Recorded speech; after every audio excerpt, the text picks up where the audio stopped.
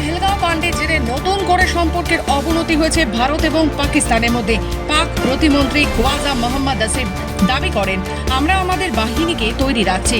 কেন তিনি এই মন্তব্য করেছেন তারও ব্যাখ্যা দিয়েছেন তিনি। ভারতের হুঁশিয়ারির পর এবার নিজেদের বাহিনী তৈরি রাখছে পাকিস্তান। আসিফের কথায়, পরিবর্তিত পরিস্থিতিতে কিছুটা কৌশলগত সিদ্ধান্ত নিতে হবে, তাই আমরা সেই পথেই হাঁটছি। শাহবাজ শরীফের সরকারের মন্ত্রীর দাবি, ভারতীয় আক্রমণের সম্ভাবনা সম্পর্কে পাকিস্তান সেনাবাহিনী সরকারকে জানিয়েছে, তবে কোনো গোয়েন্দা তথ্যের ভিত্তিতে সেনাবাহিনীকে সতর্ক করা হয়েছে কিনা তা স্পষ্ট করেনি আসিফ। পেহেলগাঁও হত্যালীলার জন্য ভারত কাঠগড়ায় তুলেছে পাকিস্তানকে। যদিও পাকিস্তান প্রথম থেকেই দাবি করছে পেহেলগাঁও কাণ্ডের জন্য তাদের কোনো সম্পর্কই নেই তার সাথে। পাশাপাশি নিরপেক্ষ তদন্তেরও দাবি জানিয়েছে তারা। পেহেলগাঁও কাণ্ডের প্রতিক্রিয়ায় ভারত বেশ কিছু পদক্ষেপ করেছে পাকিস্তানের বিরুদ্ধে। দক্ষিণ কাশ্মীরে পেহেলগাঁওয়ে জঙ্গি হানায় 26 জনের মৃত্যুর পর তীব্র ক্ষোভের সৃষ্টি হয়েছে গোটা ভারত জুড়ে।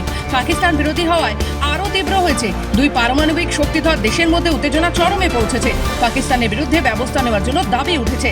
এরই মাঝে পাকিস্তানের প্রতিরক্ষা মন্ত্রী খাজা মোহাম্মদ আসিফ দাবি করেছেন, গত সপ্তাহে জম্মু ও কাশ্মীরের পেহেলগাঁওয়ে পর্যটকদের উপর ভয়াবহ জঙ্গি হামলার পর পাকিস্তানে ভারতের সামরিক অনুপ্রবেশ আসন্ন। ব্যুরো রিপোর্ট, খবর বাংলা।